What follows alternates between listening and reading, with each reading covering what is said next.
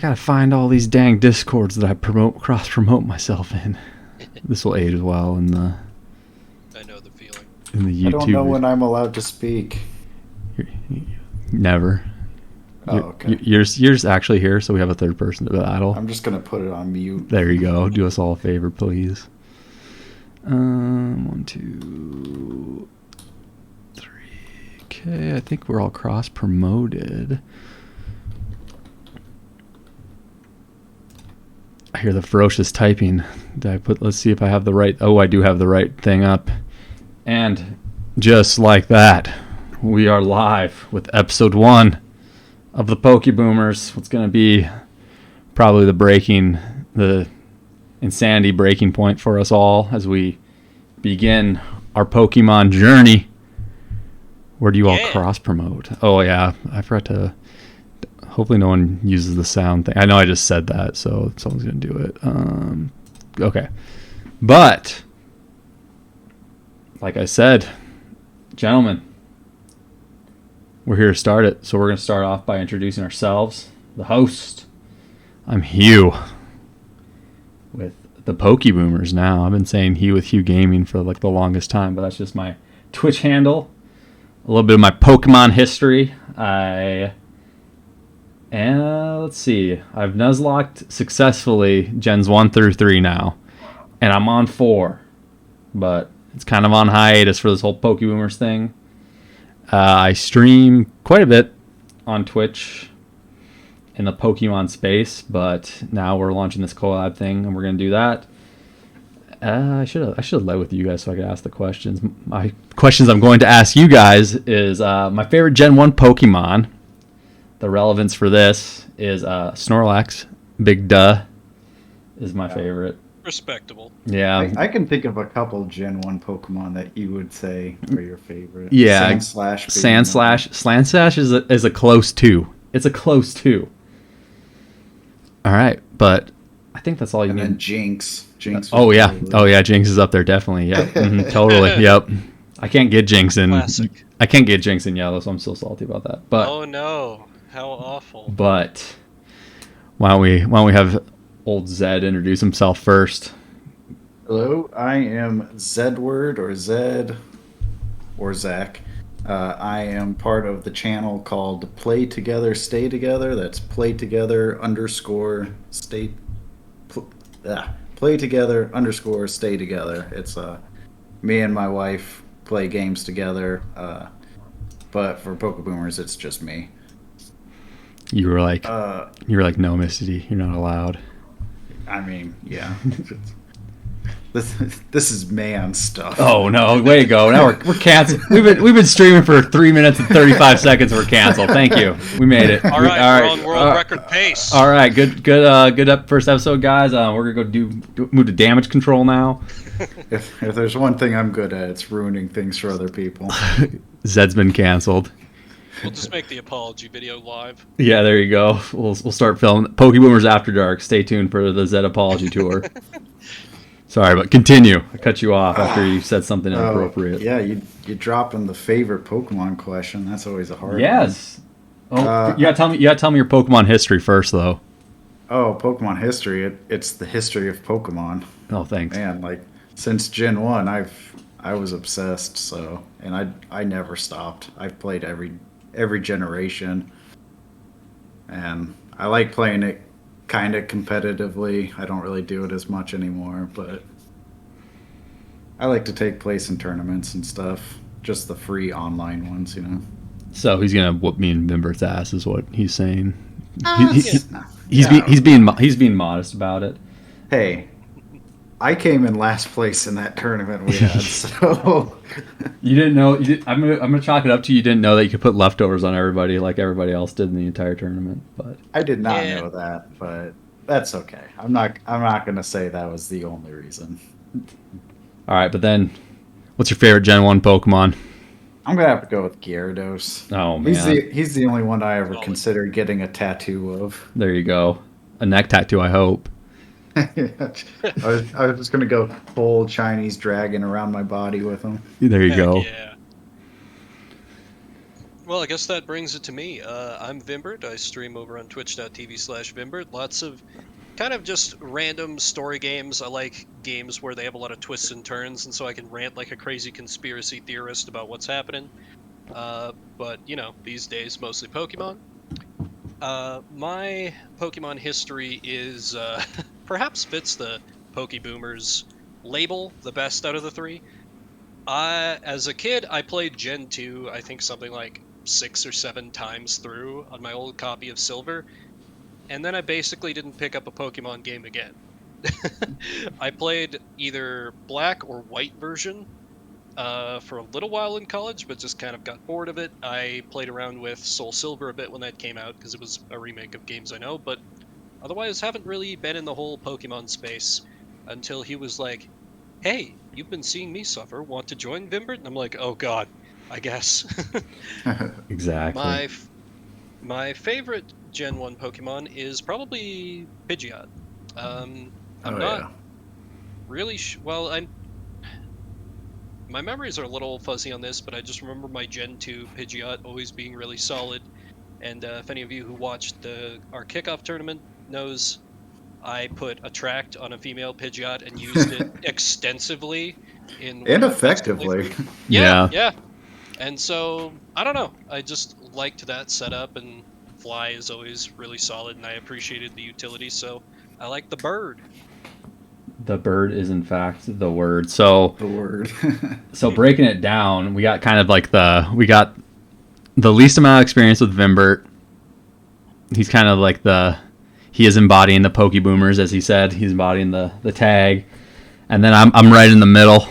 Like I kind of slacked on my history a little bit, but I played Gen 5 like a bazillion years ago, so I don't count that. But I've only gone up to seriously playing Gen 4, and then so I'm like right in the middle because there's 8 gens now, isn't there? Yeah, there's 8 gens.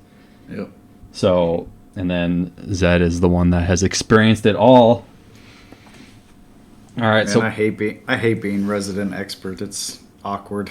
Such the responsibility.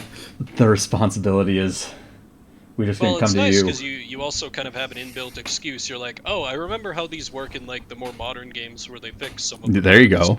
I don't know about the janky Gen 1s. Jank 1, baby. I have ran into that a couple times. Yep, That's and the only thing that I think gives me any hope of survival in this, because I'm most familiar with the gen closest to the jank we're experiencing. there you go.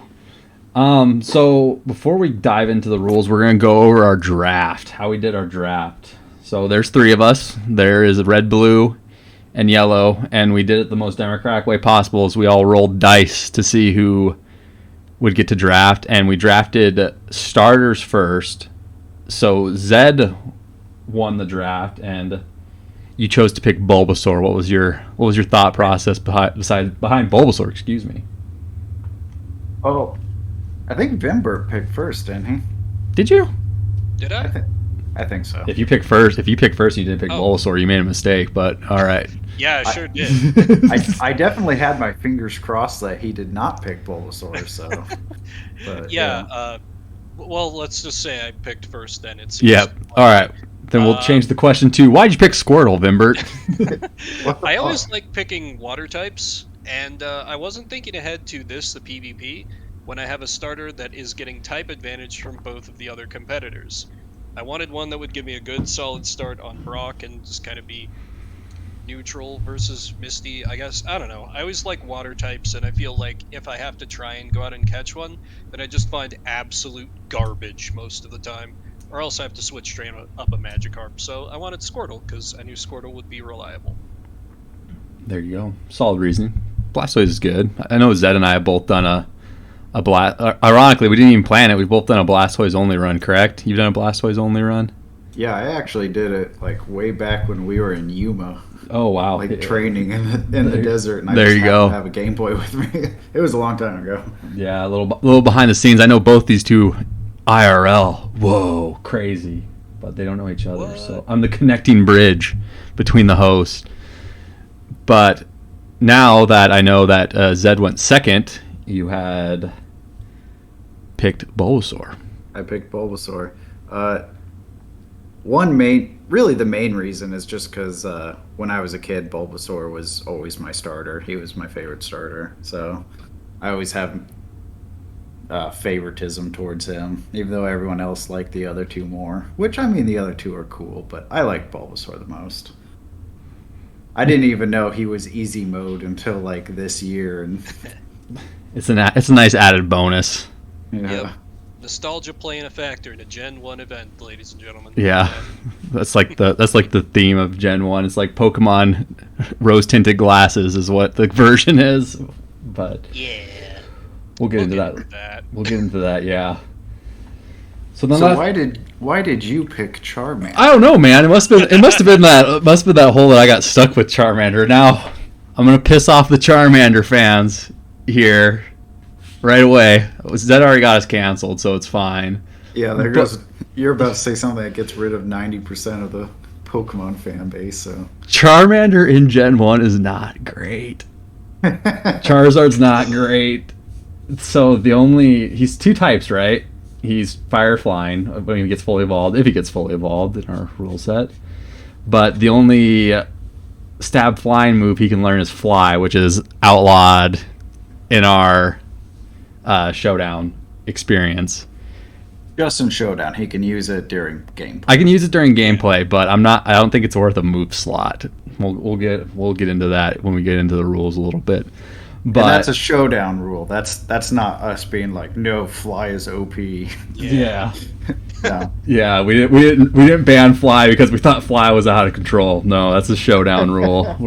For all of our, we're doing Gen 1 OU, so Showdown kind of tells us how we're gonna play it.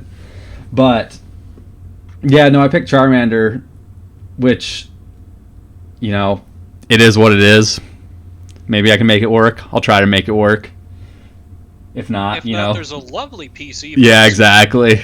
But there's not a lot of fire types. I guess there's. I don't know. No, it's true. There's not a whole lot. I mean, Yeah. You got Ponyta, you got Arcanine, you got Magmar, and I don't get Magmar in yellow. oh, well then. But so now that we drafted our starters, we drafted the game order in reverse. So I got to pick my version first. And because I drafted Did you really? Yeah, exactly. Because I drafted Charmander, I was like, either I could take a big risk and play blue or red against Brock with a Charmander. In hindsight, I probably should have, but I chose yellow. So yellow is considered the complete version. It's the extra one. It's the crystal. It's the emerald of Gen 1. Platinum. There you go. I think that's where they stopped doing it. But my counter tables are better, but my gym leader levels are higher. But mostly I picked yellow to necessitate me not wiping on Brock right away is the big reason I picked yellow. And I will not actually have... So I have a Pikachu this week, and I actually will not have access to my starter until next week when we get to old Misty. You get it this week, like before Misty? Yeah, you get it before Misty. You go up the Nugget Bridge, and there's a trainer right there that gives it to you. So Okay. A fire type right Yeah. before the water. yeah, Wow. How convenient. you get the Bulbasaur in Cerulean City too, but that doesn't do me any good. You don't get Squirtle till Vermilion. So, but the lessening of the blow of me taking yellow is that I do have better encounter tables, so hopefully I'll be able to make something work here. I'm confident. Me and Pikachu are going to go all the way. That's a lie. Pikachu's going to get benched around Gym 4. But anyways, so then, Zed, you got the next choice for your versions, and I went with blue version. Partly because, once again, when I was a kid, that was the version I had. But also, it's the version with Meowth, and I'm really crossing my fingers hoping for Meowth. I feel like he is a very strong Pokemon to have. the big slash abuser, Gen 1. I don't think the encounter rate's very good, and it's like only in one patch of grass, so I'm not really crossing my fingers that hard, but...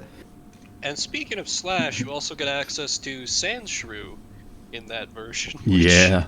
Oh, that's I was true. not super happy when I found out I'd been denied one of my favorites. You didn't have a choice now that I know you didn't. That Zed didn't go first. Yeah. So you got forced on red. What do you think about Pokemon Red there, Vimbert? I mean, it exists. It has a whole lot of encounters that I don't care about instead of the encounters for Pokemon I like. So I'll make it work. I'm glad I'm not playing yellow. Thank you. That's kind of about it. Yeah, That's the fun part about a Nuzlocke, though, is getting Pokemon you wouldn't normally use. Yep. Yeah, that's true. That's true. Just Sandshrew, man. The goat. Oh well. And this is your first. This will be your first Nuzlocke that hopefully you complete, right? Yeah. Oh, and I forgot to mention this when I was talking about my history. I have never played a Gen 1 game through to completion. There you go. Only played Gen 2, so this is not only going to hopefully be my first completed Nuzlocke, my first completed Gen 1 game. There you Double go. disadvantage. You do I it. feel like all of you should have also played all of the gens before we jumped into this. Nah, we'll be fine. Nah. We'll be fine. Like if I feel like I have like a huge advantage in just the fact that I'm like, oh yeah, I know this area. Like If it was- there's a hidden TM over here or something, you know? if it was skewed the other way, like you and Vimbert had both played all of them, I would be like, yeah, shit, I ain't doing any of this. I'm gonna play them all through first, but we'll be fine.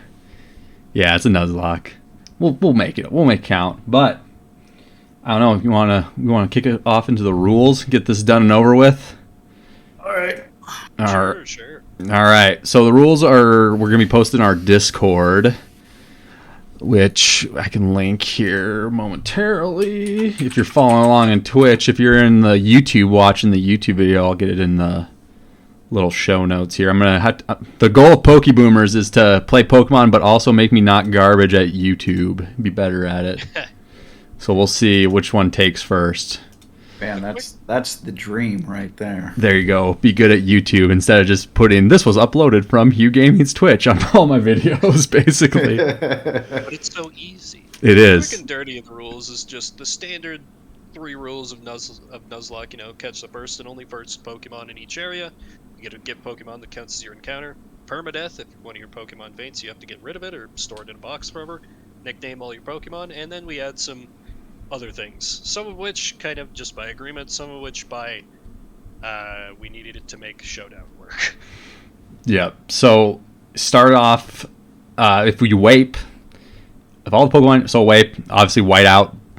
If all the Pokemon on your team die, it's game over. Even if you have Pokemon on your PC, it doesn't matter. You're starting over from catching your starter again. You cannot catch more than one of the same Pokemon. So we have a dupes clause in effect now after... Oh, let's see. We gotta turn you guys up a The little discovery that Pokemon Showdown hates fun and won't let me run my youngster Joey dream of having a team of nothing but Rattatas. So this was a little background of our thing. I was super against the... Here comes the salt. I was super against the not having a dupes clause. I think a dupes clause is good because it makes people's teams different and you don't get like 8 Pidgeys, basically. In Gen 1 especially. You're going to get a bunch of Rattatas and a bunch of Pidgeys, you know. And it only happened to one of us. So it wasn't... I guess I was proven wrong, but after we realized, like Vimbert said, that Showdown didn't want us to have fun, quote unquote, air quotes around fun, we implemented a dupes clause of 5. So how a dupes clause works is you get 5 chances, right? Say I catch a Rattata on Route 1. I go to Route 2, I run into a Rattata. That's dupes 1. So on and so forth, up to dupes 5. And on the 5th time, you just forfeit the encounter for that route. So it gives you a little wiggle room, but not... I feel like later in the game and water routes, you'll start to dupes out. I feel like that's probably where we'll see our first dupes out if we're lucky. I know Vimbert got close, but I'll let him talk about that when he goes over his week. Yeah, I mean, if you get a Tentacool, you're pretty much... Yeah, you're pretty much set. It. Yeah, if you're surfing on the water routes. There's fishing options on some of them, but yeah. Borrowing, I'm going to do a little self-plug. Borrowing from the Hulock, you're winning Elite Four team. It becomes banned in the future generations. So after Gen 1, the Pokemon team that we take to fight old Lance. Oh, spoiler for Vimbert, who hasn't completed a Gen 1 game. Oh, God! The whole game that was in Gen 2. The whole game's ruined. But actually, it kind of ruins Gen 2, actually, then, if you think about it. But Oops. Because it's so story-driven. This is so important. It hasn't been out for 20 years. Hey, it's been out for like 20 years, guys. How old do you feel? But your Elite Four team will be banned in future generations. So what a banned Pokemon does is just puts it on the dupe table at the start of the run. So let's say I have a Zubat, or I have a Golbat on this team. So next when we go to Gen 2 and I run to 1,000 Zubats, they're all considered dupes, and I won't get access to Crobat either. So that's something you got to think about. The only thing that is kind of a little different that's not in the notes, and we can decide this right here on the fly. EVs, are we doing the same way I did the evolutions in the Hulock? If you mean by, like, if you evolve Jolteon in one, you can still get the other evolutions in other games. Yeah. Yeah, I'd be fine with that. Okay, well, there's the EV rule right there. EV clause has been implemented live. I see. There you go. Perfect. Thank you, Mr. Vimbert. It would just suck to ban 7 Pokemon because you used one. Well, Eevee only has 5 evolutions according to me, so... Okay, Boomer. Exactly. Wait, it has more than 5? It does. It's got 7 or 8, I think. Jesus.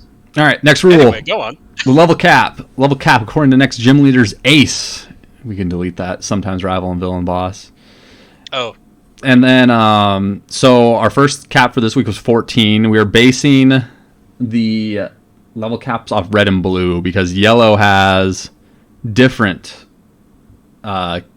gym levels and they're harder, but we'll make it work. And we're going to do that, I think, going forward, too. It's going to be based off it's the majority, right? So red and blue are the majority, minority. You go off the majority is how we decide the level caps. Fair enough. Okay. Oh, rule number 7, a rule that's important for certain reasons we'll get to. How would this be relevant? Oh, man. So if you lose your rival battle at the beginning before receiving Pokeballs, so Nuzlockes traditionally start after you get Pokeballs, it does not count as a wipe, but you don't receive points and you lose points for fading. So the coin flip battle in the beginning, or if you're just bad at Pokemon, I don't know who loses their rival fight at the start. Exactly. Yeah. It would be pretty embarrassing. Pretty bad Pokemon trainer, if I do say so myself. All right, rule number 8: no experience all devices, like in Sword, but experience share is okay. So we're okay with the individual items. We're not doing the experience all until we're basically forced to. I don't think there's a way to turn it off. I think that's Gen 8 is when it's forced. So we will have to be doing some switch training. Rule 9. Increase the danger, increase the tension. Exactly. Rule number 9 does not apply until Gen 6.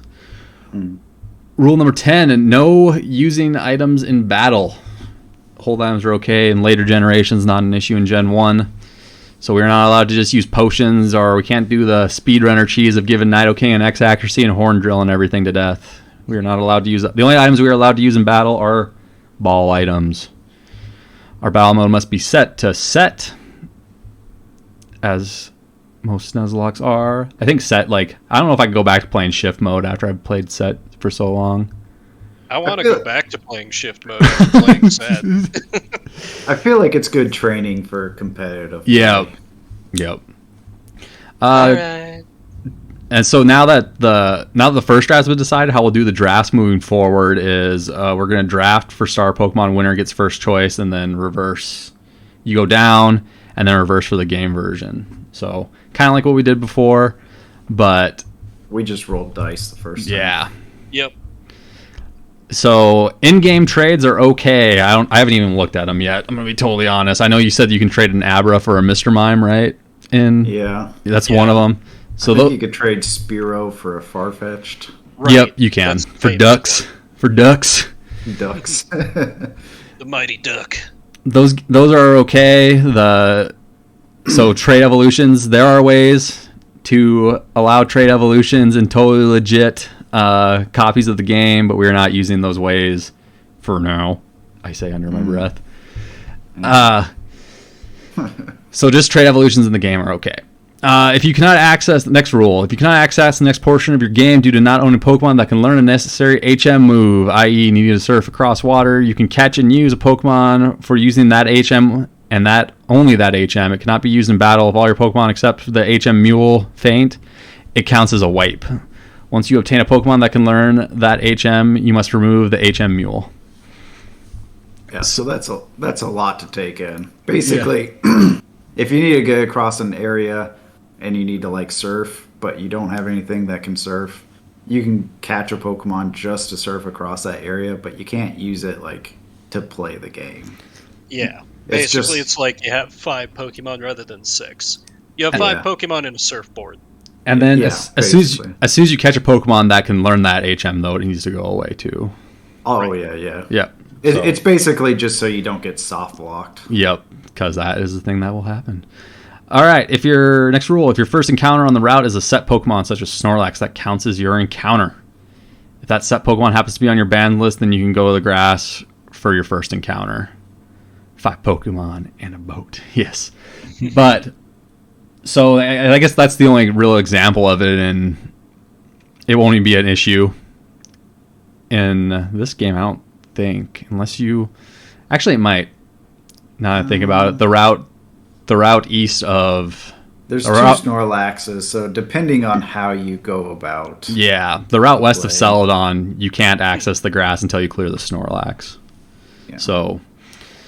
that will be the only situation that arises, and I don't think it's not a huge issue in it's not an issue in Gen 2 at all, and I don't know about the rest of them, but so like I said, it's mainly if the Pokemon's on your ban list, mainly if you use Snorlax in this one, like you can, when you have to move him the next time, it doesn't count as your encounter. All right, Rule 16, we're almost there, we're almost to the bottom of them. There's 19 rules. After each gym battle, all players will battle each other with their teams used in the gym battle.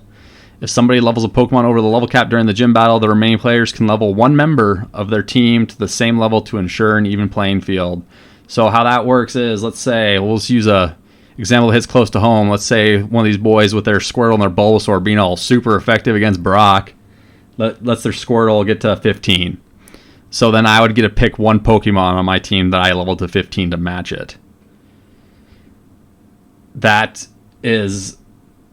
It's kind of advantage. It doesn't seem like an advantage now when our pool of Pokemon is very limited, but later on it can be an advantage for your competitors, choosing what you want to be stronger. But like I said, we'll battle on Showdown, which we'll be doing at the end of the podcast here with those teams that we beat the gym with. We encourage spying on other streams. We have a set stream schedule. I stream Thursday and Saturday. Those are my 2 days. Zed is Sunday and Monday. Vimbert is Tuesday, Wednesday. And then, of course, we're here Friday night all together. So we got Pokemon 7 days a week over on our channel. Coming at you live 7 days a week. Yeah, there you go. Yeah. Rule that doesn't... Oh, this applies in Gen 2, so I might as well just talk about it now. Eggs count as the encounter for the area where they hatch. So not the area where you get the egg, but where you hatch the egg. It becomes the encounter. Safari Zone. You get... we're going to talk about that one. You get one encounter for each individual zone within the Safari Zone. Except if you're watching YouTube, yes.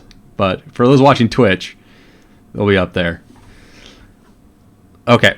And then the Safari Zone rule, you get one encounter for each individual zone within the Safari Zone, which will be hard in Gen 1. And Gen 2, it's just straight up not a thing. Yeah. Gen 3, it's easier to tell when you switch. It's really hard to tell when you switch zones in Gen 1. Well, we'll talk about that later. All right. So then we move to the point scale. These points is what we're going to be measuring our journey with. You have a gym win equaling 25 points. A rival win equals 10 points. PvP win, so in our Showdown wins, is worth 15 points. We have the legendary birds. We will not be able to catch any legendary birds, but we can battle them. Their points being Moltres is worth 5 points, Zapdos is worth 10 points, and then Articuno is worth 15 points. So you can get, they're like bonus points. If you want to risk it to go after them and battle them, you can for some points. Moltres you can run into without trying. Zapdos, you have to go a little out of your way, and Articuno, you have to go a lot of way out of your way. So that's Maybe why the desperation measures. Yeah, exactly. If I can think of at least one person who might do that. I will definitely be going after week 1. I'm gonna have to. So so then we go into what is going to cause us negative points. We have deaths. The death of our Pokemon equals 5 points minus. -5, of course. Yep. Yeah.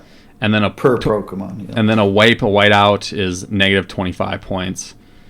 Yep. So, on top of the individual death subtraction. So if you had 2 Pokemon on your team and you wiped, you would lose 35 points. Yep. It's 25 for the wipe and then 10 more for the 2 Pokemon. It might And be, then, of course, you have to fight your way back up to where we're at. Yep, it might be the most vicious rule we have. So It's quite punishing. yeah, it's very much the rich get richer, the poor get poorer. At that point, I feel like if you weigh poof, you better play it perfectly the rest of the time and hope that your competitors do stupid stuff. Maybe someone like false wipes in the beginning to boost everybody's confidence to maybe bait them into a sense of false security, but I don't know. I guess we should add that you can go negative. Yeah, you can go negative. Oh, yeah. I don't know who's gone negative. Yeah, the team of 6, so you could lose up to 55 points for a wipe. Yeah. Which is pretty big. It's a lot of points to lose. But I think the rules are finally over. That's it. That's it. Like I said, now that we've put the audience to sleep. Yeah, exactly. That was more of like a liability thing that I could just be like, oh, we talked about in episode 1. The Pokeboomers lawyers said we had to... And like I said, that information will be available in the Discord and the Pokeboomers channel, in the Take the Shot Media Discord. Mm-hmm. All right. So I think we're ready to move to the actual meat and potatoes of this podcast, our Nuzlocks. And I started the week, so I can go first. So, I started my journey in Old Pallet Town by getting my starter, Pikachu, a.k.a. Magnum Dong. That name picked out by the winner of our Pokemon promo tournament. So we have Magnum Dong the Pikachu, right? And then I immediately go get my ass kicked by my rival. The rival battle at the start. So, that put me at... How many points did that put me negative? It put me at... it put me at -5. So I started the run at -5 points. Didn't get any points, but I only had the Pikachu, and it doesn't count as a wipe. So, we started off nice and early like that.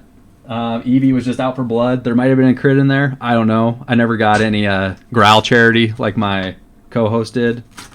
It was just... I don't know what you're referring to, sir. It was just straight tackles. That Eevee had blood in his mouth and his eyes were red. I saw it. Okay, I was there. Don't tell me I'm a liar. He looked me in the eyes and said, "Let's get it on." Exactly. My rival Vimbert whooped my ass the first round. So, reeling from defeat, I trudged and did all the stuff to get Pokeballs, and then my Nuzlocke officially started. I doubled back to Route 1 where I caught a Pidgey, which I named Vimbird, which is a shout out to my boy Vimbert, obviously, but it was also the name of my Fearow when I Nuzlocke Gen 1 the first time. That went with me all the way to the Elite Four. He was on my Hall of Fame team. What was the Fearow named after? Vimbert. Oh, they both were. They're both named Vimbird. They were both. So hopefully the Pidgey carries that same energy that Fearow did the entire game. I doubt it, though. I believe. I doubt it. After that, I went to Route 2, and I got a Rattata. Whoa, a Pidgey and Rattata right away in Gen 1? Crazy. What are the odds? Weird. How does that work, right? That's when I was... I think... No, Vimbert didn't have any dupes. I didn't have any dupes, ironically, even though I was throwing the temper tantrum about the dupes clause. But my Rattata is named Cheese Whiz, after my Rattata in my first Nuzlocke, who got murdered horribly early in the game. After Route 2, I went to Route 22, where I caught These Hands, the Mankey. which was my unique encounter. I was hoping for a Nidoran boy or girl, but we'll take the Mankey. We needed a tool on Route 22 to fight Brock, so not knowing if I was gonna get a dupes at the time, I was really scared. So Route 22 was like this decides how fucked I am at the start of this thing. And I got the Mankey who gets access to low kick at 8 or 9. I can't remember off the top of my head, and that was all we needed. After that, I whooped my rival's ass, got revenge, beat him up, took his lunch money. I kept the level cap too. I stayed level 9. I fought him mano a mano. That's when we were still worried about the cap rules, but we're not worried about that anymore. But revenge was had. After that, I moved to Viridian Forest where I caught a Metapod. So for those not familiar with that, if you just catch a Metapod, it only knows Harden. So my Metapod was level 5, so it was a good 5 levels of just switch training that thing to our cap of... Well, I just had to give him to 10 until he evolved into Butterfree. We named the Metapod Bobby after the Golden King of the Hill skit, the King of the Hill Pokemon skit, on the hopes that he was going to make it to Butterfree, which he did. After the Viridian Forest encounter, there was a whole lot of grinding, but then we went to Brock, and I think it was pretty... The first trainer, I think, was scarier than Brock, because the first trainer has a Sandshrew and a Diglett in yellow. I definitely had more trouble with him, too. Yeah, because I was like, shit, I really don't have an answer for Sandshrew, but then I remember my Butterfree had confusion. I just blasted him. And then I kept Sandshrew and Butterfree at 13, and then I went to Brock and used... I didn't have a Sandshrew, I wish. I kept my Mankey and Butterfree at 13, and then I went to Brock and beat Brock with those two. Brock, despite being the rock gym leader, has no rock moves or ground moves, which are his Pokemon's typing. But that was my week. I think, Zed, you went next. Let's talk about it. I was next. All right. Well, like I said, I played blue. I added the starter, Bulbasaur, and his name is Slagathor, is how I believe it's pronounced. It's Slagathor. That was given to him by, I believe, J-Bob, our very own J-Bob. I won my first rival battle, obviously. You're a Pokemon master, clearly. Yeah. It actually was a very scary battle. I did not think I was going to come out, but then I got some mercy growls at the last charity. minute. Oh, sorry. Oh, man. Sorry. I might have to go blow my nose. It was weird. All he had to do was scratch. Some people... all he had to do was scratch once. That's it. That's all he had to do was scratch once. Sorry, I'm done. All right, I'm done. Continue. Yep. Throughout my gameplay, I learned that my Bulbasaur is actually legally blind. It's not completely, but legally, he can't get a driver's license. So he does miss his tackles a lot. Let's see. Then I caught... Rattata was my first encounter. And his name... what was his name? What do we call him? Norgon. Yeah, Norgon. I had so many weird names. After that, I went to Route 22, where I caught a Nidoran female. I did not catch another Rattata. I don't know what you guys are talking about. Yeah, no, that didn't happen. It was always a Nidoran. We didn't have to retcon a rule because Showdown? No, that's not a thing. That's not a thing that happened. Nobody asked any questions about the Rattata. I have Metallica, the Nidoran female. There you go. I'm glad you kept the name. I wasn't sure if you were going to keep the name. Yeah, of course. It was always Metallica the whole time. Then I moved up to Route 2 where I caught a Caterpie, which surprised me. I did not remember any bug Pokemon being outside the Viridian Forest, but lo and behold, I caught a Caterpie, and then inside Viridian Forest... Well, actually, no. Then I went and did the next rival battle, and I won that one too. Then I went into Viridian Forest where I was really crossing my fingers for a Beedrill, and yes, I caught a Kakuna, which, same thing as your Metapod. He only knows Harden, and he didn't get an attack until level 12. Oof. which was Fury Attack, which isn't really great anyway.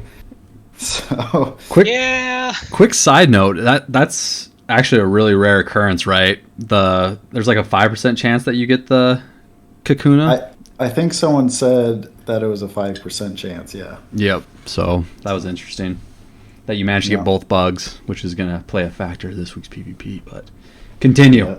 So that created my team now, all 5. Slagathor the Bulbasaur, Seinfeld the Beedrill, because I spelled it wrong. It was supposed to be Seinfeld after Jerry Seinfeld in the B movie, but I spelled it wrong. It's Seinfeld. Norgon Rattata, Metallica Nidoran, and Lowly the Butterfree. I trained them all up, and we went and beat Brock, and I did not have any losses this week. Oh, so your point total... Oh, sorry, I forgot. My point total going into PvP is 30. And then... I think mine's 45. Yep, yours would be 45 then. Yep. That brings it to me, Vimbert. I started off, unfortunately, in red version with my starter, Squirtle, who, well, someone named the right to name it, earned the right to name it. It wasn't me, because I didn't do well in the tournament. And that is Halibel, but because I'm an idiot, I put in Hailbell, so it just kind of has to be misspelled forever, and I'm very sorry. No name changer in Gen 1. You gotta own it. I think there is, actually. I think there is. Is there? Well, I think Lavender Town. Okay, cool. I'll have to give that a look. I handily beat my first rival battle. Jeez, I'm against 2 Pokemon Masters. Fuck. It was actually kind of the most crushing victory in that first one, because all my rival did was just sit there and growl. Like, I think I maybe got hit by a couple tackles. That was it. I hate you guys already. I hate you guys so much. It was pretty great. I moved on to Route 1, where I got my first encounter, Rattata, who I nicknamed Snitch, because he's a rat.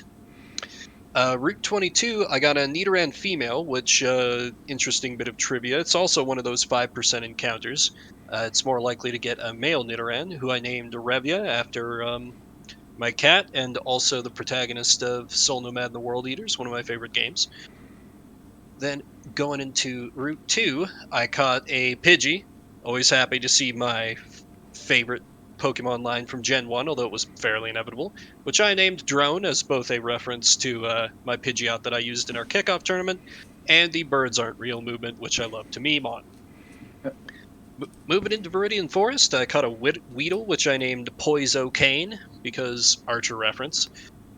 We then went into podcast grinding mode for a while, and I almost forgot to do my second rival battle, because after being deathly afraid of triggering it when I was getting my Route 22 encounter, somebody in chat said, "Oh hey, there's the second rival," and I was like, oh god, there is. Went back and over-leveled him a little bit, but it was pretty easy. I'm gonna need the name of that person in chat so I can find him IRL. I could have used you not getting those points, so I will never divulge my sources. And then I went in no Pokemon underleveled, everything at level 14. Did a whole complicated battle plan breakdown. Basically, I threw my whole team at him and just embarrassed Brock, left him a broken shell of a man, debuffed all his accuracy, defense, attack to absolute minimum, and then had Hailbell swoop in with the kill with that cold-blooded bubble. So I also ended the week with 45 points. I was there. It was basically I was watching Bully in real time is what had happened. Yep. Yeah. I was going full Pokemon supervillain with it. Team Rocket should have recruited me. Exactly. Like, that basically was my audition right there. You know what? I check your mailbox actually, make sure that there's not a flyer in there for Team Rocket. But oh man, you're right. You're right. You guys can carry the podcast for a bit, right? Yeah. Go get your mail, man. So, would anything kind of surprise you guys about the first week, really, or was it kind of business as usual? I was very surprised. Go ahead. No, please. You have something better to say than I do. Oh, here we go. All right. So, me, having not played through Gen 1 in its entirety, I did play a little bit of Yellow just to kind of get in the mindset of it, but that was a few months ago. I was surprised by this first little stretch going up to Brock, how few trainers there were. Like, there were a few in Viridian Forest, and that's pretty much it. And then Brock is kind of a level spike. Yep. I had to do more grinding than I absolutely needed to do because Squirtle could have just gone in there and murdered everyone. But to actually get up to his level, it was a fair bit of work. That was surprising to me to have it immediately not ramp up that much because Brock isn't a huge challenge, but that took me by surprise a bit. Now Zed's gonna say, "I'm surprised that you lost your first rival battle. Let's get it out of your system. Let's go." No, I would never. I would never make fun of you for that. That's terrible. A humiliating loss to Zedbert. It's Vimbert. Anyway, for me, yeah, it was a business as usual kind of thing. I agree what Vim said about the Brock having the higher level than everything else, and it just took a long time to grind up to it. So. Yeah. And for those like following along with the challenge or those like watching the streams, this is the egregious week of grinding in the Gen 1 games. So the only other time that it might get a little grindy is around Sabrina time frame, maybe Sabrina Koga time frame. But basically after this first week, it's smooth sailing until the Elite Four. So it should be much better, like I said, for those following along or those watching in terms of grinding. Yep. We just start incredibly weak, so you get turned off right away. It's great. Yeah. But no, it's rough. There's only like 3 or 4 trainers. Yeah. Yeah. I was very encouraged by you were kind of telling me that, Hugh, and it was like, okay, it's good that this is the worst the grinding gets for a while. And that doesn't go away in the later gens, by the way. I feel like, especially Gen 2, where I've spent way too much time. Gen 2 is grindy. Gen 2 is really grindy, but the first gym in Gen 2 is level 9 as opposed to 14, so it's a little better, but yeah.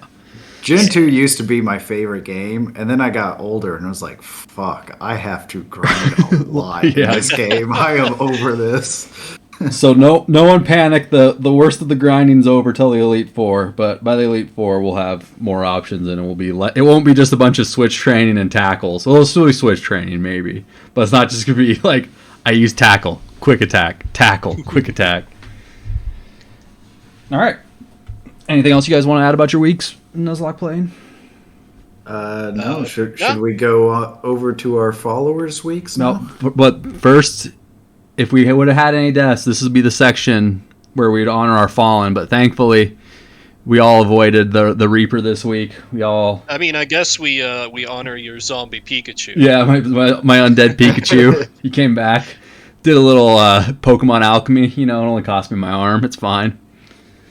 But yeah, this is where we would honor our fallen. But like I said, no dead Pokemon this week. Yay! But yeah, we can move to the follow along section for those that are following along with us over on the Discord. Be sure if you're following along, you can jump in at any time. You might have to do a little catching up now that week 1's over. But if you follow along with me and the other host, just send me a message on Discord before now, basically, before Friday. Before Friday. And we'll get you in the show and we'll shout you out. Yeah, so our first community participation comes from our very own J-Bob. I began my Pokemon journey by getting the Pokemon that Oak wanted me to have in Eevee. A little bit of an editor's note here. He asked us, hey, can I modify the ROM so I get an Eevee rather than a Pikachu? And we said, yeah, that's fine. Have fun. After that, I ran to Viridian and got the parcel, ran back, got the dex and the map. Ran back to Viridian and got Pokeballs. I then captured Pidgey for the first route, then Nidoran Boy west of Viridian. Beat the rival fight, ran into Viridian Forest, and caught a Caterpie. Then after leaving the forest, I caught a Nidoran Girl. I leveled the team to 12 and faced Brock. Right? He's got both. I'm jealous. I won the battle, but lost Nidoran Girl. There it is. We can honor the fallen of J-Bob's Nidoran Girl, R.I.P. Taken too soon. And Caterpie is now a Butterfree. And that was J-Bob's week. He created the power couple and then tore them apart. Exactly. I know. All right. I will give out the story of Gavin. First of all, easy AF as fuck. Named my guy Daddy-O. I don't know why. Pikachu is Freddy.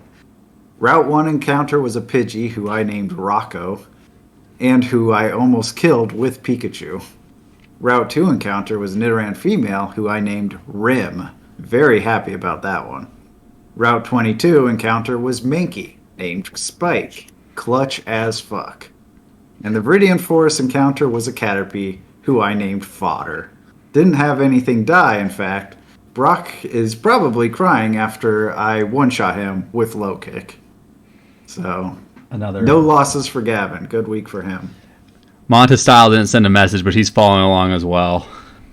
I don't know his total, but we could have potentially another three Pokeboomers in the shadows. You never know. Waiting to usurp us. We have hundreds of followers by now. There you go. Exactly. Yeah. If you're getting this video in 2,210, yeah, thousands. So, all right.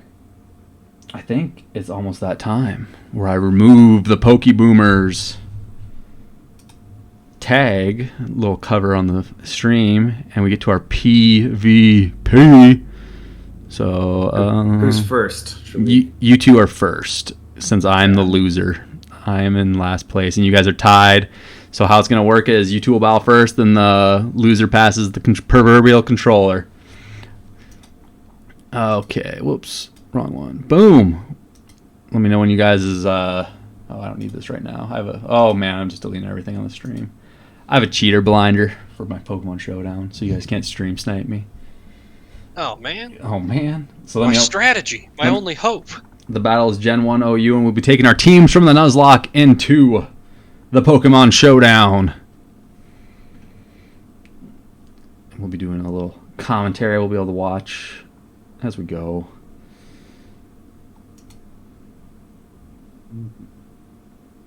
We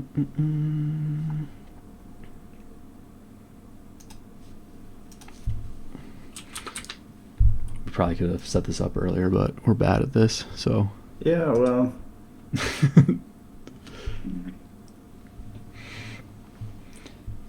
And then we can plug it now while they're setting this up. Afterwards, if you're following along, we're gonna refresh the stream and gonna go Pokeboomers After Dark. It's the edgier content where we battle all the followers and everything. Those are following along.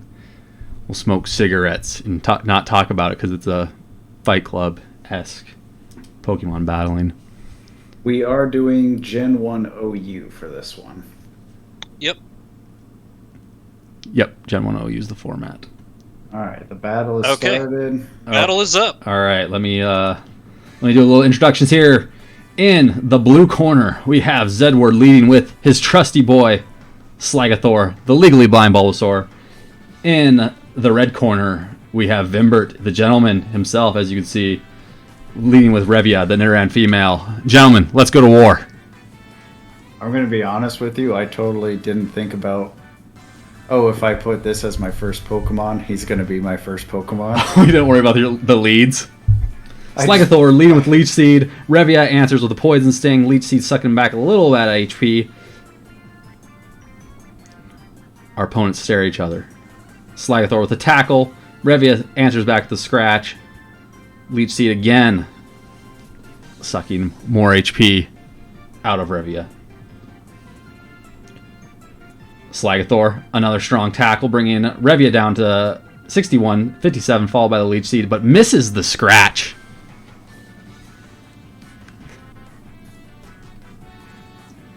Slagathor misses the tackle. Okay, it's even now. They both missed. There's my blind Bulbasaur. There he is. He's earning the title. Legally blind. Take that man's driver's license away from him. Slagathor. Tackle. Revia. Poison Sting. The commentary is going to get better when we get more moves. Revia sitting at 32, down to 18% after that tackle. The Scratch answers back. Bulbasaur sitting at a comfortable 61%. Slagathor, the Leech Seed on, doing work. We see the first KO of the match. Revia goes down to the tackle. Out comes Snitch, the Rattata, the mean streets of Route 1, right? Route 1? Yeah, Route 1. Yeah, the mean streets of Route 1. Born and bred. The Hyper Fang misses. Oh, you hate to see he gets another Leech Seed off. Hyper Fang this time connects, doing 50% of the damage. Leech Seed goes off, and he gets the flinch on Slagathor. Slagathor not able to react. He's at 16 HP. The quick attack, the priority stab, quick attack, takes Slagathor out. Snitch staying strong at 95%, but that Leech Seed is on him. How will Zedward answer to Snitch? He answers it I know how. with Norgon, the Rattata. We see the Rattata mirror match. The Hyper Fang goes off. Snitch being faster than Norgon. Norgon says, here's a Hyper Fang in return, bringing Snitch down to 35%.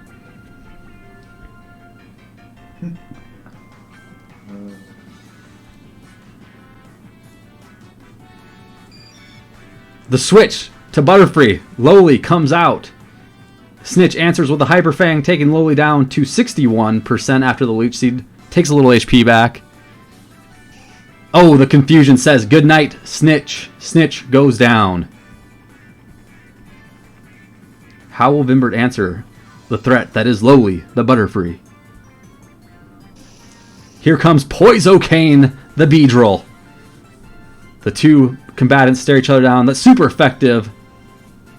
It's confusion, answered by a Fury attack. Hits once, hits twice, hits 3 times. Down to 40%. Confusion, critical hit, super offensive, and effective. Enough to take Poisokane down. Vimbert down to 2 Pokemon. The drone comes out. Is he real? Is he a camera? We don't know. Confusion, 39% damage. The sand attack, going for that accuracy reduction.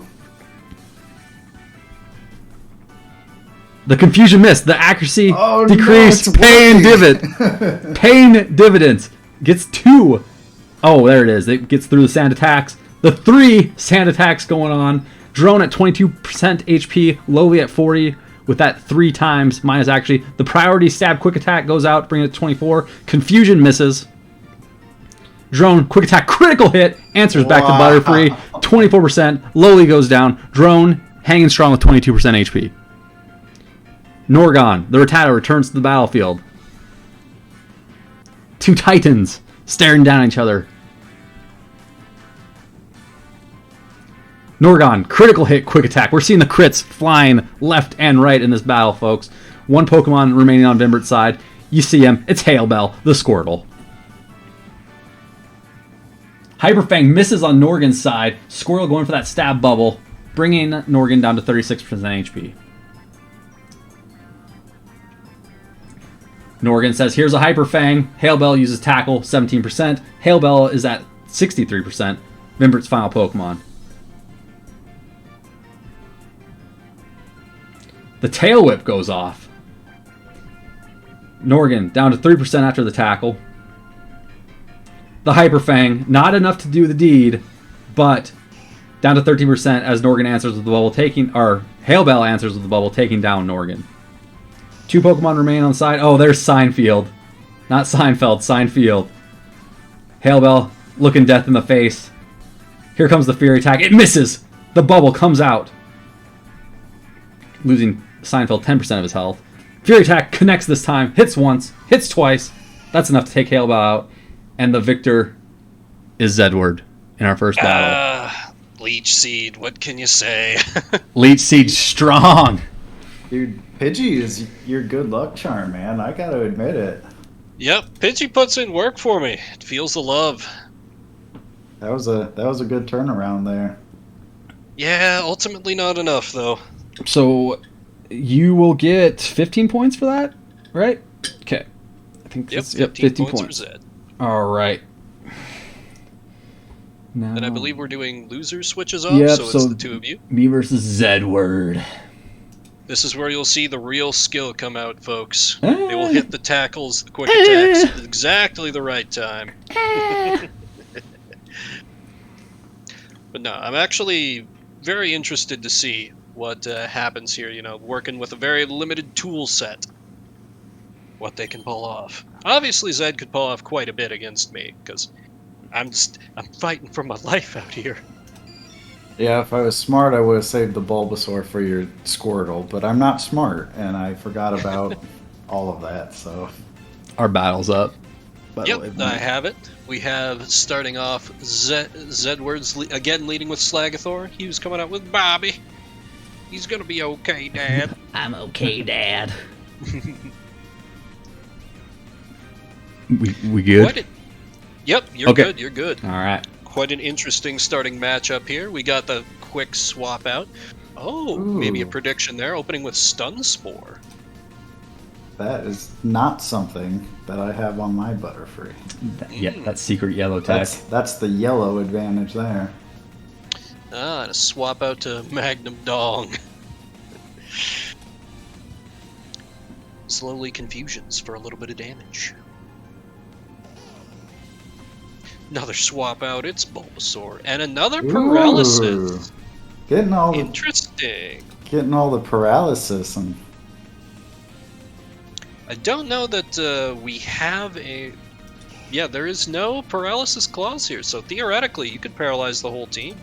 That's a thing you could do. Oh, and the Leech Seed is the swap into Cheese Whiz. There's the big Hyper Fang. Vine Whip also hitting for good damage, and of course Leech Seed helping out the Bulbasaur there. The two Pokemon are different types. Oh, there's the Hyper Fang. Bulbasaur goes down for the count. As Metallica comes out. What answer will Metallica have for Cheese Whizz's Rampage? Or maybe just switch into Bobby, as Bobby gets scratched for a little bit of damage.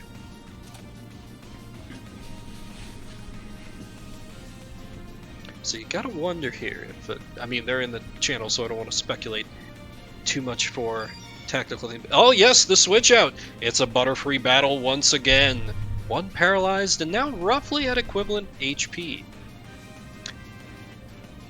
Can Lowly turn this around? Or is Bobby just too powerful at this point? Got a confusion and a confusion. Bobby coming out slightly ahead there, doing a little bit more damage. And they're the other way around. You got a little bit of variance going on, but they're at roughly equivalent health, and one is paralyzed, so you gotta wonder, could this be a little inevitable? If your paralyzed could proc, now that'd be great. That's true, been getting very... Oh, there it is, there it is. He summoned it. Y'all saw it live on stream. Another confusion goes out. Both looking quite low. And Lowly goes down under the weight of the assault from Bobby.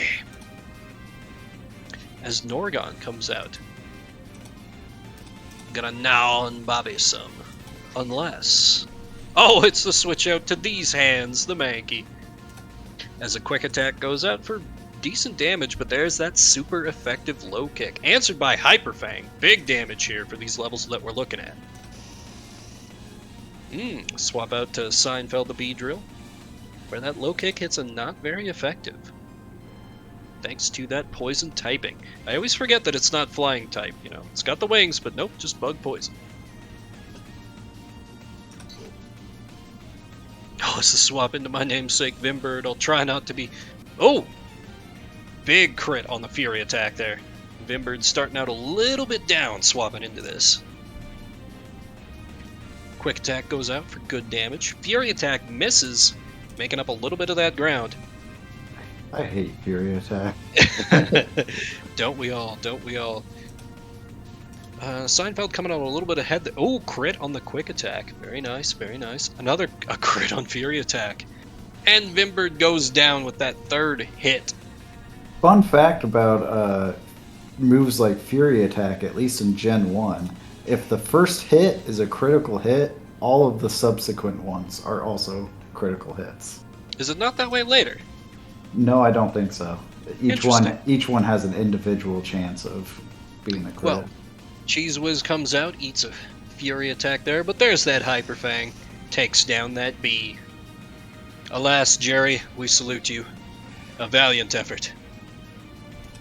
There's Metallica. Cheese Whiz looking pretty banged up, but those Hyper Fangs cannot be denied. Scratch doing good damage. Cheese Whiz able to get a Hyper Fang out. And there's the scratch, finish him off. But Metallica in rough shape. Zed down to just 2 Pokemon now. Hugh up at 3. And there's Butterfree coming out. Bobby. Packing that confusion, and there it is. Super effective. Takes it down. Can Norgon win it all? Can the power of the Hyper Fang and Quick Attack win this one for Zedward? Crit on Quick Attack and a very auspicious start. Bobby goes down. Magnum Dong gonna finish the job. Unless...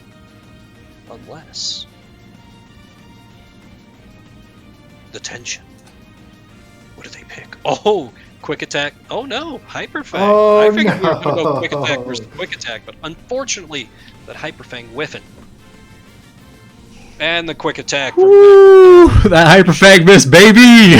Oh, That was man. big. Oh man. You'll love to see it. So that's 15 points. I think all my Pokemon are blind. All right. All right, good game, man. Getting those paralyses off early. I didn't see that coming. Not this early in the game. Yeah, Butterfree has a different moveset in yellow. Thanks, anime. All right. We got one more battle. Are you challenging me? Yeah. Are Good. you challenging me? Shaggy meme goes here. Big shout out to my Snorlax 50-ounce mug that I'm sipping out of. It is me and you, right, Hugh? Mm-hmm. Okay.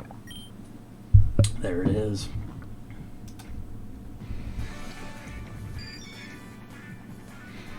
Let us know when you're ready there, Zedward. I am here. I am watching.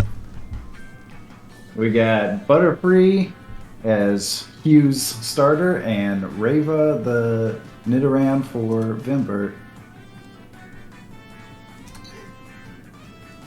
Vimbert does a switch to Pidgey. Hugh pulls off a Stun Spore, but he misses right away. So that was a very safe switch on Vimbert's part. Hugh, good move, switching to Pikachu. I think Vimbert must have predicted something like that. He brought out the Sand Attack. Pikachu is not looking so hot now. Another switch on Vimbert, trying to get that Pidgey out of Pikachu's range. Snitch comes in, takes a hit from the Thundershock Room, almost loses half of his health. Pikachu goes again with Thundershock, but misses. That Sand Attack showing some effects now. Snitch uses Hyper Fang, does a good chunk of Pikachu's health. Pikachu trying to get off a little bit more damage with Quick Attack. Snitch follows with his own Quick Attack, but since he was slower, he went second. But he did finish off Pikachu. Hugh is answering with Mankey, a good answer. Fighting type against normal type. Will Vimbert switch? Yes, he's bringing out Hail Bell the Squirtle. He can definitely take a hit. During the switch, Mankey used Low Kick, and then he follows it up with another Low Kick, chipping away at at Squirtle's health. Squirtle uses Bubble on Mankey. It actually lowered his speed. That's only about a 10% chance if I'm not mistaken, so good RNG on his part. Giving you the speed diff, too.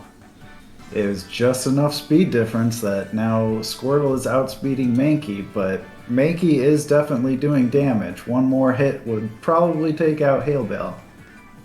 Hail Bell uses Tail Whip, trying to bring down the defense, probably trying to set up a good takedown strategy for the next Pokemon. Mankey uses Low Kick again and misses, so Hail Bell actually has a second chance to hit. 2 critical hits, come on. A critical hit with Bubble and also lowers the speed again. Mankey is just, he's at half health and he's got half speed and lowered defense. He is not set up for success now.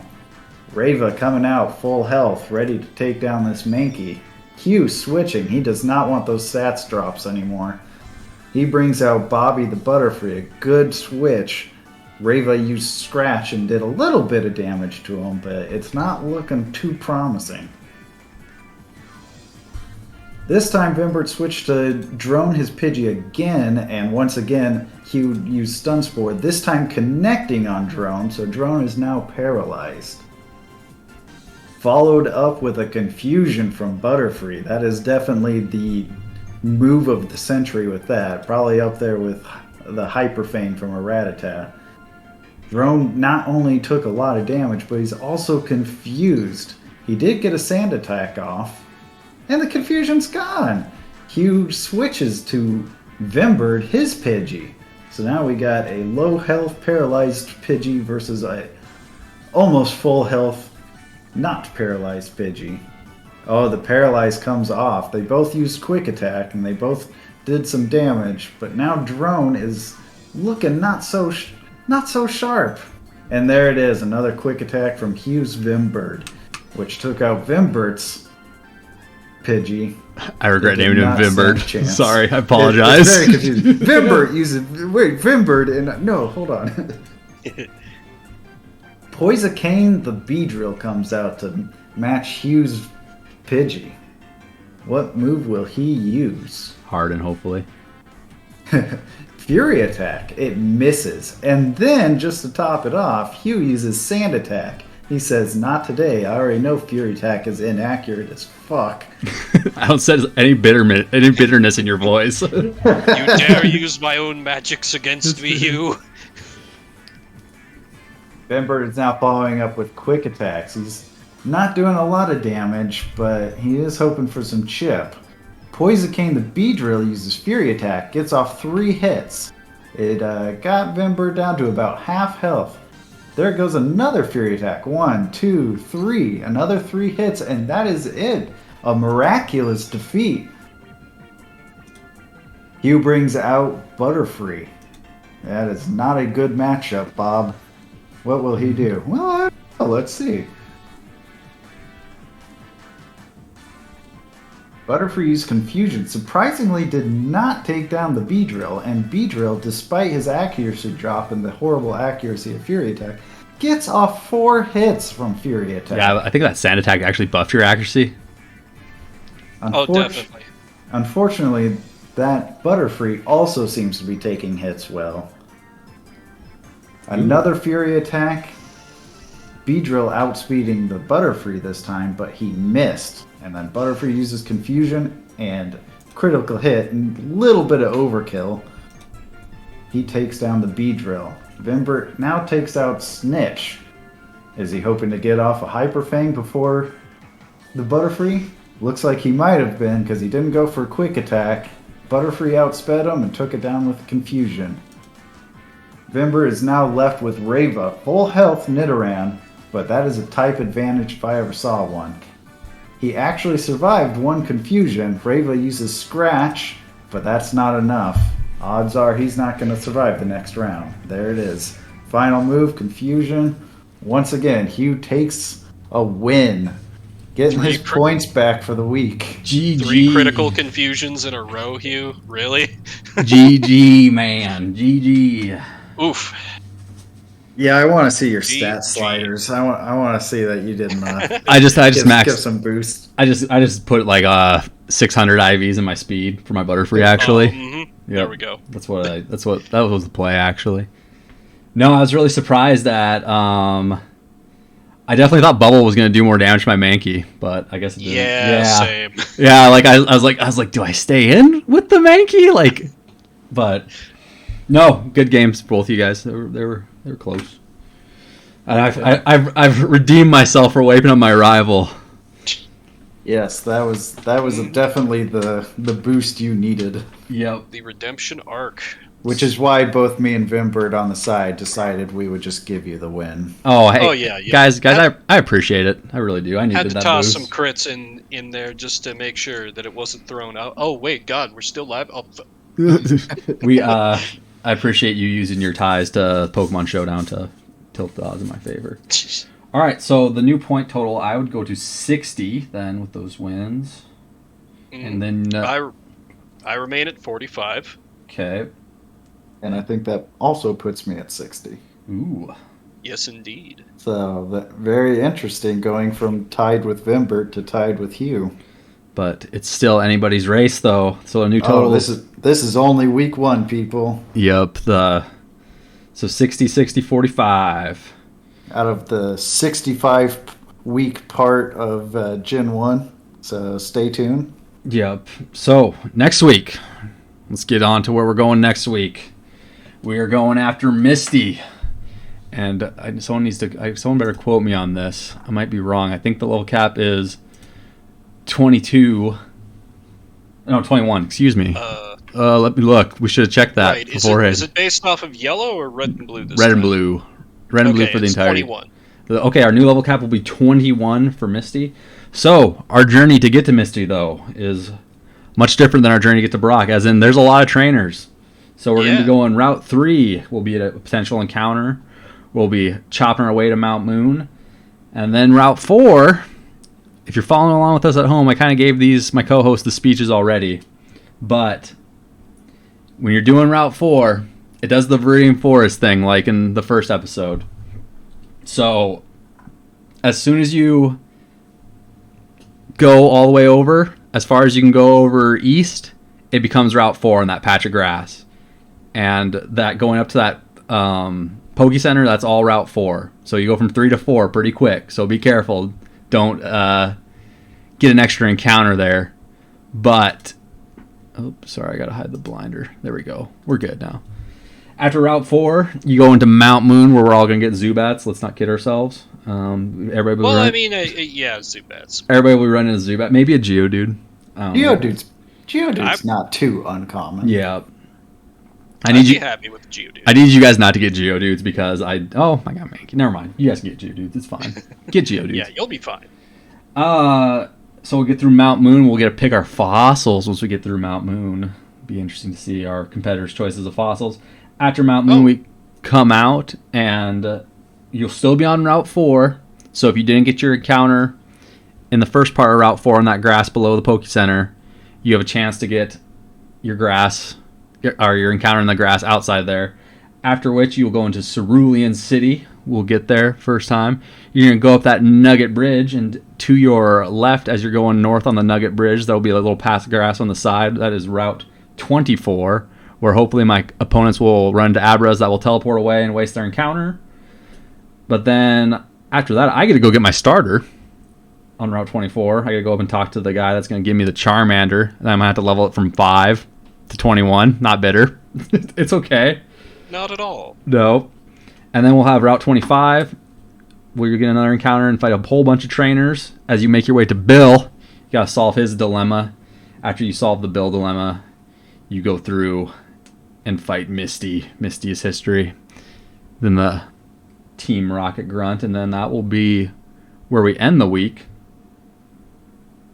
Yeah. How you feel, boys? How you feel about the next week coming on?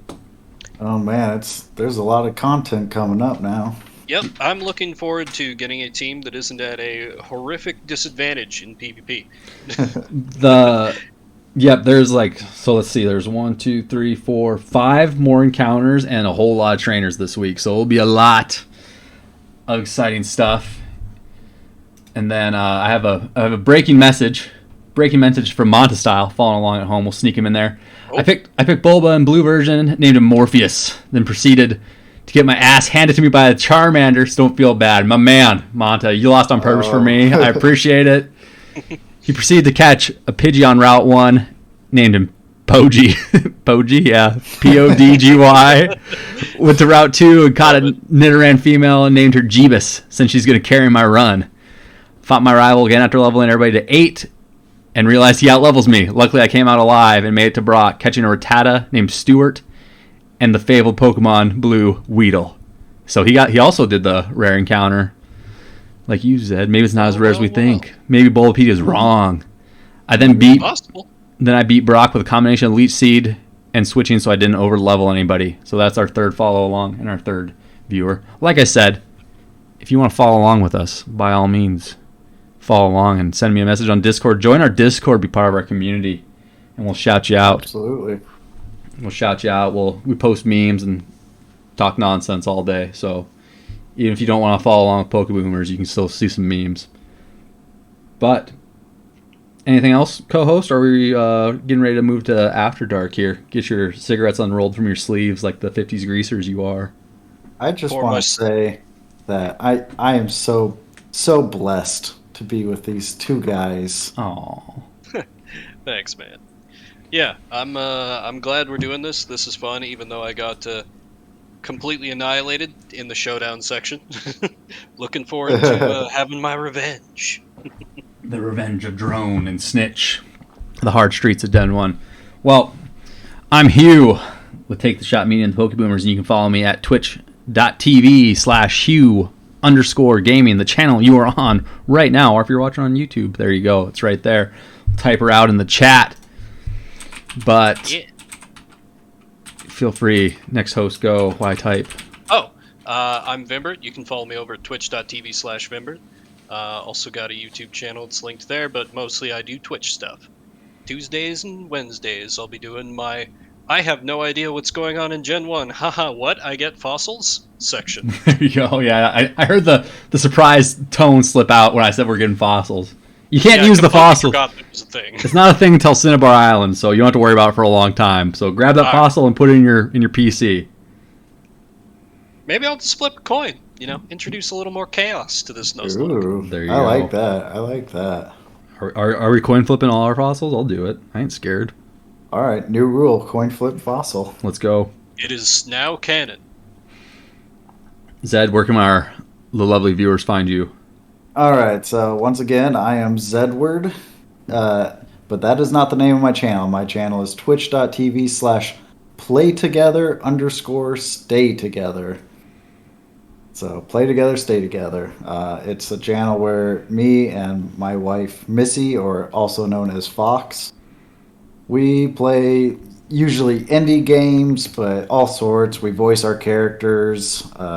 She also plays games like Stardew Valley and Don't Starve Together. I play stuff like Skyrim and stuff, or we'll play games together. And obviously, we're doing Pokeboomers now, so a lot of things going on my channel. Random stuff.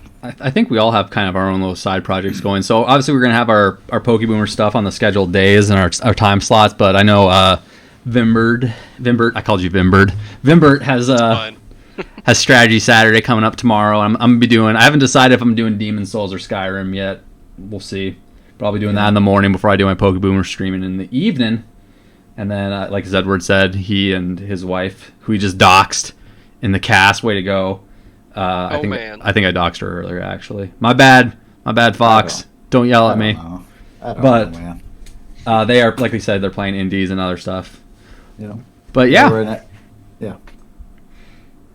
I think with that, we're going to refresh the stream and move Discord channels around, and we're going to get to Pokeboomers After Dark. You can come hang out in the Discord if you want to link that Discord one more time if you want to join. There it is in the chat, and it has been a pleasure. We're the Pokeboomers, and we'll see y'all next week. Hopefully Peace. before that. Until